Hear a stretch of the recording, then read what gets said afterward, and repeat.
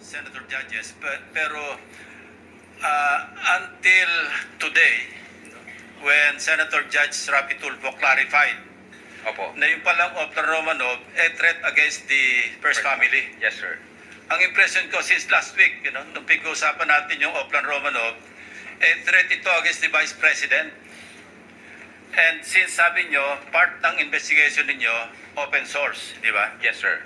Opo. Yung bang speech ni Mayor Baste Duterte sa Maisog, naging part pa ng open source nyo yun?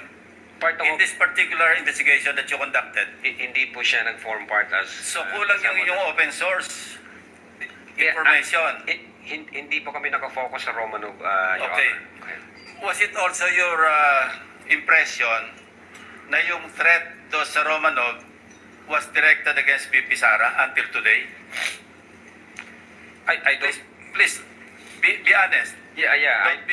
Don't be ashamed. No? Yeah, I don't think so, Your Honor. Kasi unang-una, ang context ng Operation Romanov against the first family. I know. So, Okay. 'Di ba? Nabigyan na nila ng ibang kahulugan bigla yung Romanov. Okay. Eto kasi, no, sikat kasi yung Romanov sa history kasi. No? Bigyan ko muna kayo ng background ng history. Para bibigay ko muna sa inyo yung maikling background. Maikling lang to. Mas maikli pa kay Robin.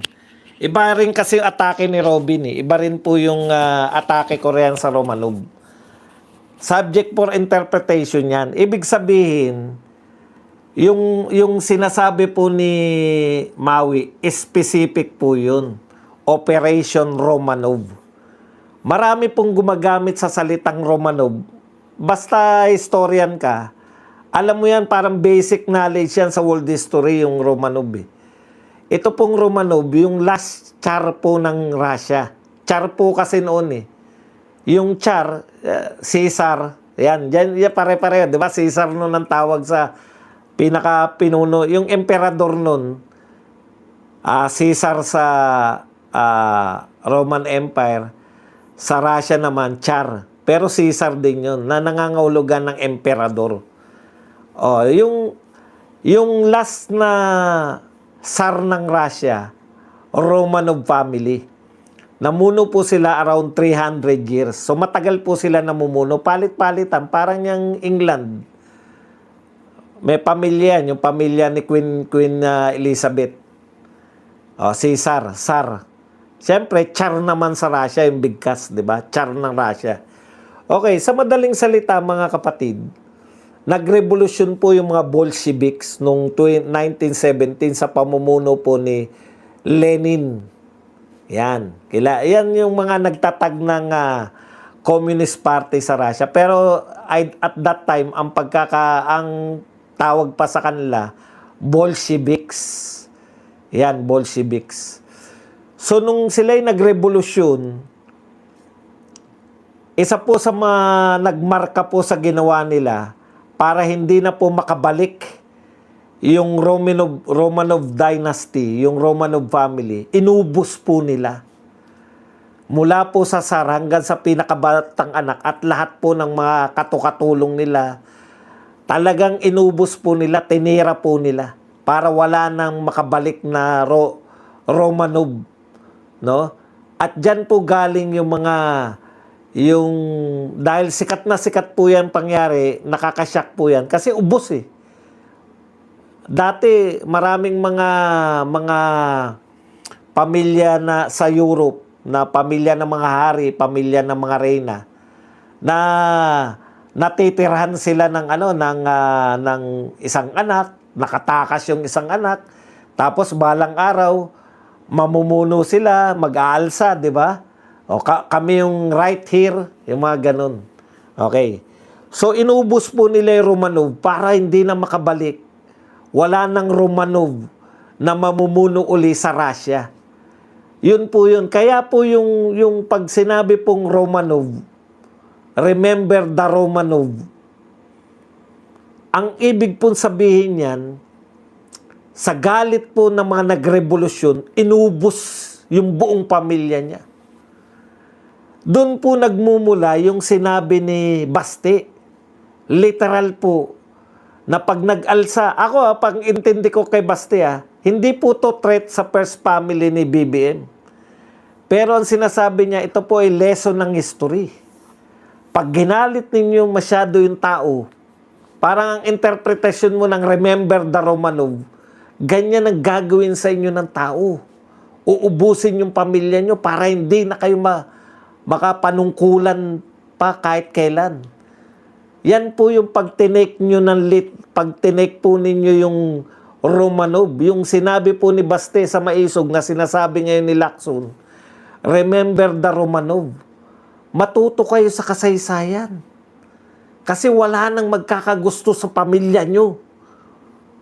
Uubusin, para hindi na kayo makabalik. Kasi nakabalik pa yung Marcos Nakapanalasa pa uli. Di ba? Parang ganun yung punto ng Romanov Pwede pong gamitin niya ng kahit sino. Yung sinasabi ni Maui na may tsorya naman po sila na yung Operation Romanov, pag-ubos naman sa buong pamilya ng mga Duterte kasi napakulong yung tatay, etc. etc. Yun yung ibig sabihin po nun, hindi po literal na nabanggit ni Baste yung remember the Romanov. Pag matutulog ka sa gabi, remember the Romanov. Hindi po ibig sabihin yun na, antindi po niyan yung pamilya po niyan, matindi po pag nagbasa kayo ng Russian history. Hindi lang po yung Communist Party yung gumawa niya. Malulupit po talaga yung mga pinuno sa Russia. Meron pa yung mga sinusunog ka ng buhay, mga ganun po yan. Okay. Malayong-malayo po yun sa Operation Romanov na sinasabi ni Maui. Dapat yan, kung gusto nyo talagang malaman yung Operation Romanov, kung interesado kayo, di imbitahin nyo si Maui, Princess Maui, kung ano yung ibig niya sabihin.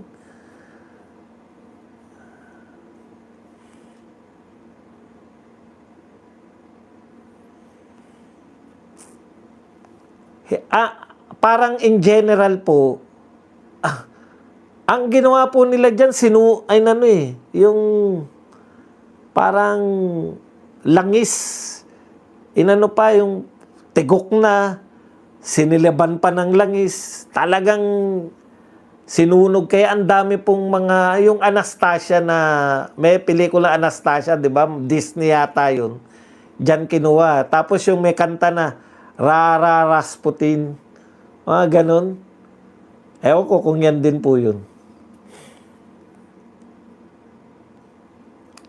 So yung Operation Romanov, pwede mo sabihin yun na ganun na ipinangalan din sa Romanov.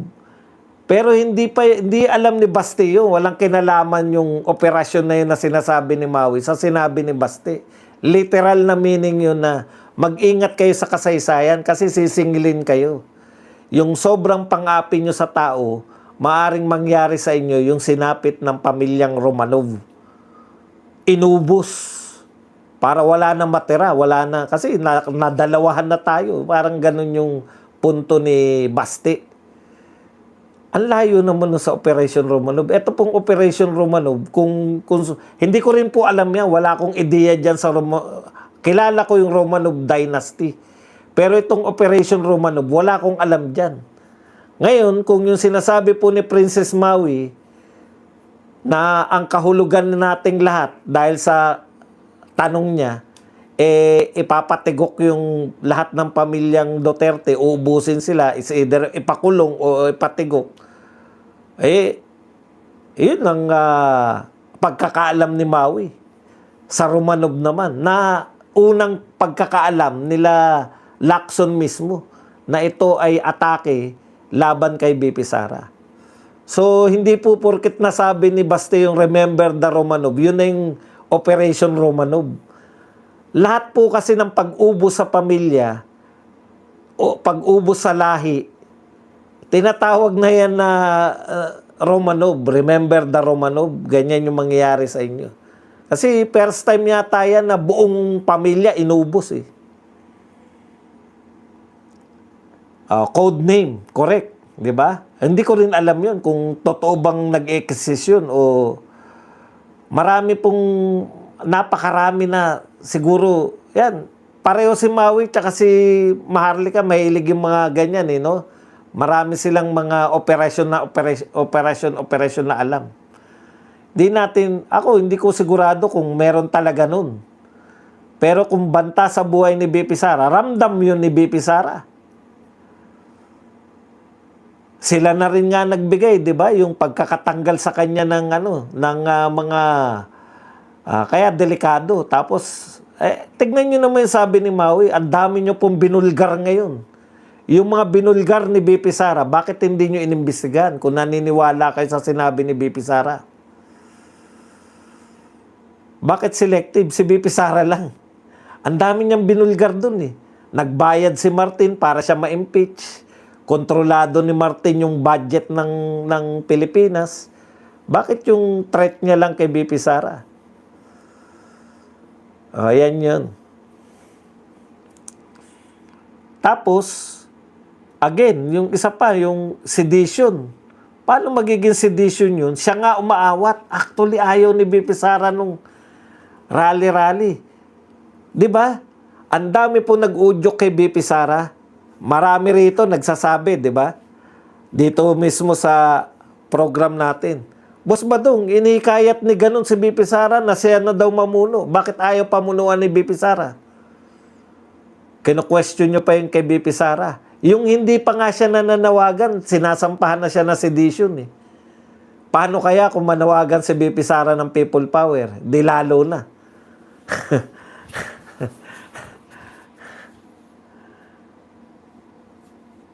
Hindi po mali na may karapatan po kayo na tayong lahat. Ako, sumasama po ako sa rally.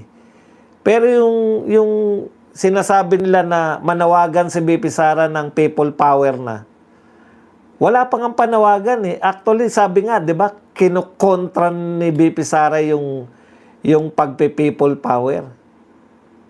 Para saan? Ilang taon na lang siya na magiging presidente. Yan yung question di ba? Bakit naman kinakailangan i-threaten pa bakit naman kinakailangan manawagan pa si BP Sara ng people power? Eto, isang hakbang na lang siya, presidente na.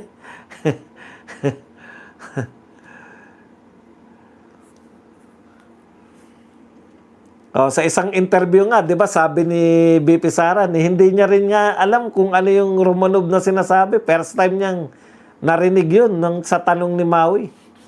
Pero may ideya siya na yung sinasabi ni Maui na delikado buhay, kaya niya sinagot yun. Huwag ka mag-alala, ma'am. Yun yung tingin natin dyan. Sa mga, nagtataka nga ako mga PMA po kayo. Imposible naman hindi nyo pinag-aralan yung history ng Romanov Dynasty. Senator Lacson, hindi po porket sinabi ni Basti, yun na yung Operasyon Romanov. Magkaiba po yun. Okay, dito na